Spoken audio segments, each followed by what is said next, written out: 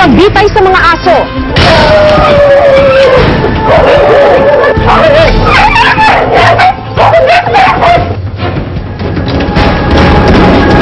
Ang gas chamber, even if done properly, the animal still suffers.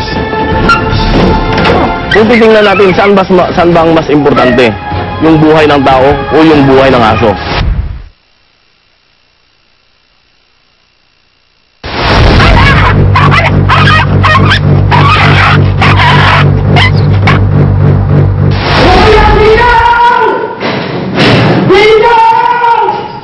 Taong 2001 nang ipalabas sa programang Eyewitness ang peligrong hatid ng rabies.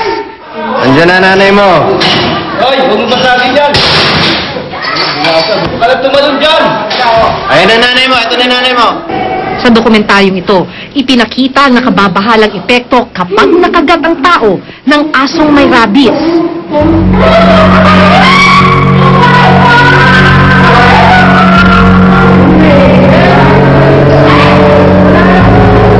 Sa paglipas ng panahon, nanatili ang banta nito.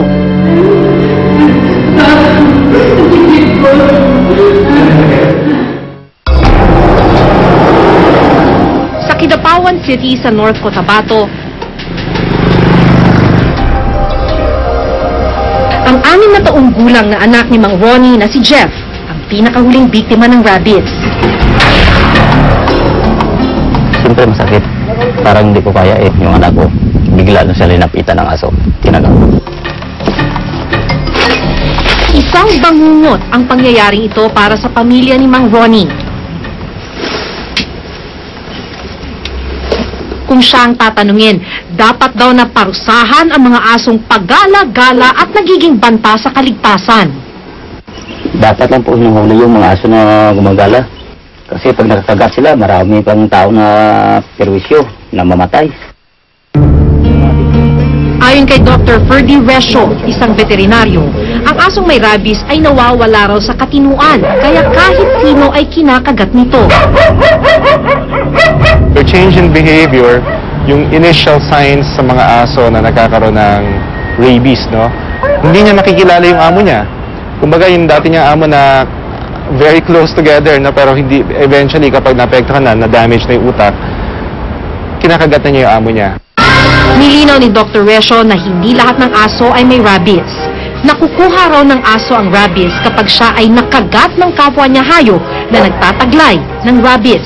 Ang naapektuhan nito is yung central nervous system, no? So, parang kang nasisiraan ng bait. Hindi mo alam kung ano yung nangyayari sa paligid mo.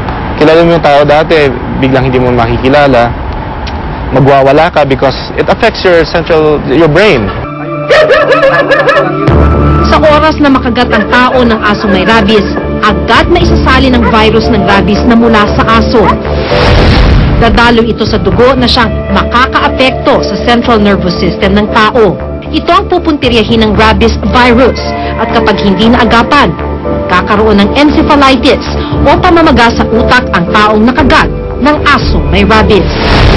Kapag hindi naagapan, araw lang daw ang bibilangin, lalo na kung malala ng kalagayan ng taong kinapitan ng rabies. Malaking araw ang pinsalang hatid ng rabies. Sa katunayan, ayon sa World Health Organization o WHO, hindi bababa sa 300 ang bilang ng mga namamatay dulot ng rabies taon-taon. Dahil sa mga insidente ng rabies, ilang paraan ang ginagawa para raw mapuksa ang problema sa banta ng rabies na maaaring dala ng mga asong kalye. Kabilang na ang paghuli ng mga galang aso sa kalsada. Sa bisa ng isang ordinansang ipinatupad noon pang 2006 sa Kidapawan City, sinusuyot ng mga otoridad ang bawat sulok ng syudad. Ang kanilang target, mga asong pagala-gala o askal na hindi maayos na naaalagaan ng mga may-ari. Batay sa datos ng Provincial Health Center ng Kidapawan, hindi bababa sa 1,000 ang bilang ng mga taong nakakagat ng aso sa kanilang bayan taon-taon.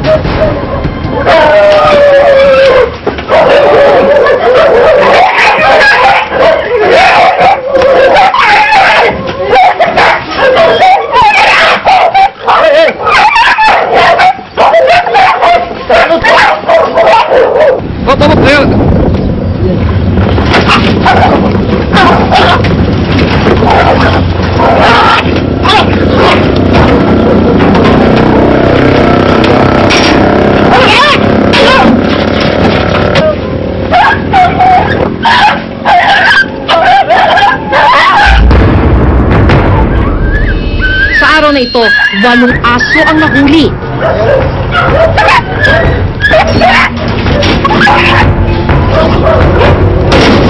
Alas 6 ng umaga, tali, alas 6 ng gabi, pwede na pakawalan. Kasi hindi naman kami maghuli ng gabi, kaya yun ang rason ninyo na gwardiya. Yun ang usapan natin, di ba? Yun ang usapan natin. Ayon kay Dr. Enrico Garzon ng Provincial Health Center, para sa kapakanan ng mga residente ang ganitong proyekto at para hindi na kumalat pa ang rabies. Rampant na kasi yung dog bites, no, dito sa probinsya. Maraming pumupunta sa opisina ng gobernador, humihingi ng tulong para at least magamot yung mga taong biktima sa kagat ng aso.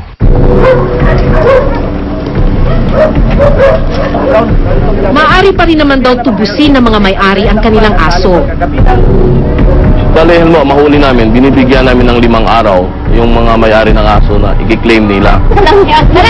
Pero kapag hindi kinuha ang aso, agad nila itong sinisintensyahan. Pagkatapos ng 5 araw na hindi nila ma-claim, doon na namin nilalagay sa chamber namin din, pinapatay na.